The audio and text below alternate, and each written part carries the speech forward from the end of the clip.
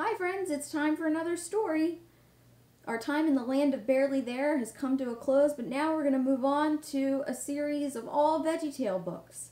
Tonight, the name of our story is The Case of the Lost Temper, and it's a lesson in self-control. So let's get reading.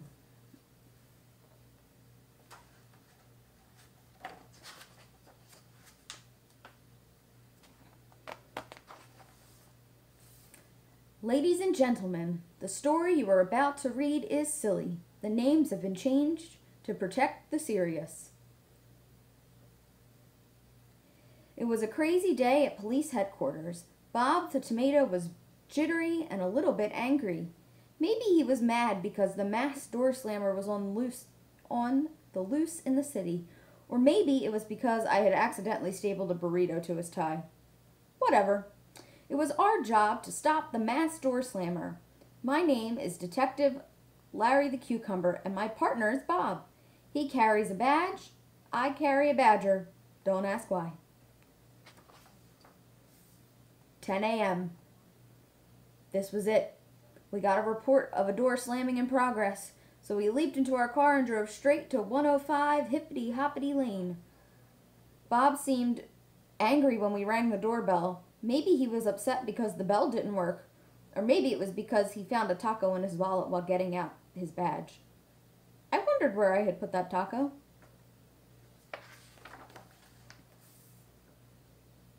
Hello, ma'am, Bob said. We had a report that someone has been slamming doors in anger. Door slamming, you say, said Mrs. Carrot. I don't know anything about it. Mrs. Carrot was hiding something. I could tell. Her daughter, Laura, smiled sweetly. I made a note that she could be our masked door slammer.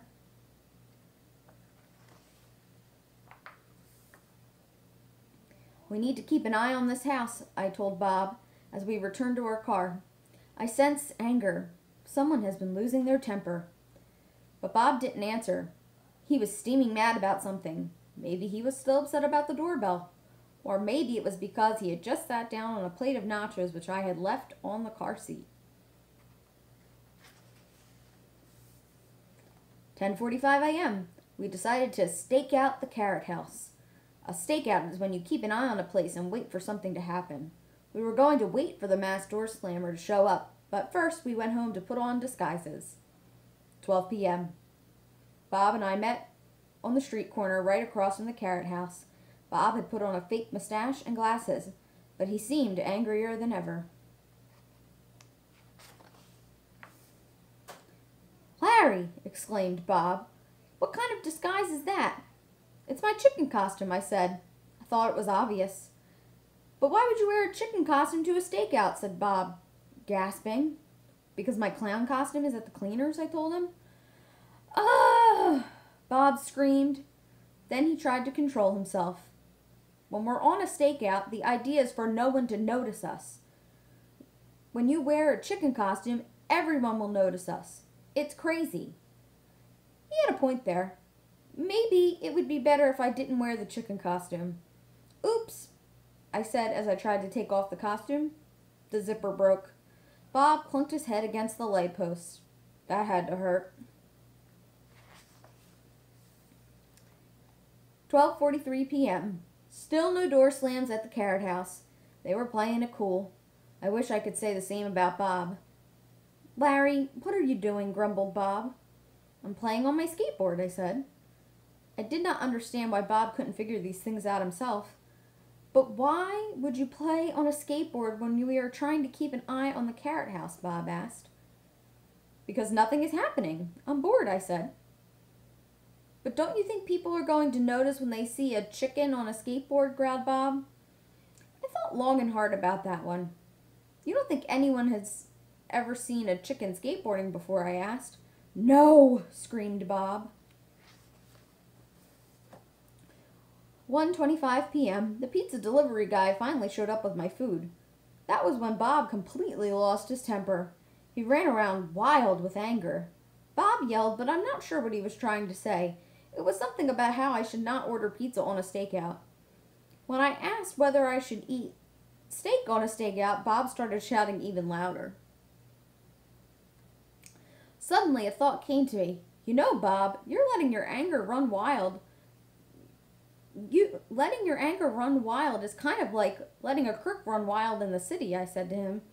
Crooks hurt people, and so does anger when it's out of control. All at once, Bob stopped running around. When anger runs wild, we say mean things, I added. Sometimes we even slam doors and break things. We hurt others and rob ourselves of happiness. Bob took a deep breath and counted to 10. Maybe you're right, he said. God is slow to anger. I wonder. And that was when it happened. A door slam rang out like a shot. It came from the back of the carrot house. Slam! Bob and I dashed across the street and pounced on the front door. Laura Carrot was shocked when she opened the door and we barreled inside. Okay, where is it? I said. Where's what? Asked Laura. The slamming door, Bob shouted. Slam! There it was again. Oh, that slamming door, said Laura. I didn't notice it before. I guess it's the wind, said Mrs. Carrot, coming from the kitchen. Laura, how many times do I have to tell you to close the door all the way? Mrs. Carrot was right. The back door was being slammed by the wind. There was no mass door slammer after all. I looked at Bob, and Bob looked at me. Then we both burst out laughing. Even Laura, Mrs. Carrot, and my badger joined in the laughter. The case was closed. 2 p.m. It was nice to see Bob happy again. For most of the day, anger had robbed him of his joy, but his happiness was back. On the way home, Bob couldn't stop smiling. After all, it was not every day that he got to see a giant chicken skateboarding down the street eating pizza. Now, if I could just get this zipper fixed. A foolish person lets his anger run wild, but a wise person keeps himself under control. Proverbs 29:11. Well, friends, that's all there is for this week's story time. I hope you join me next week. Bye!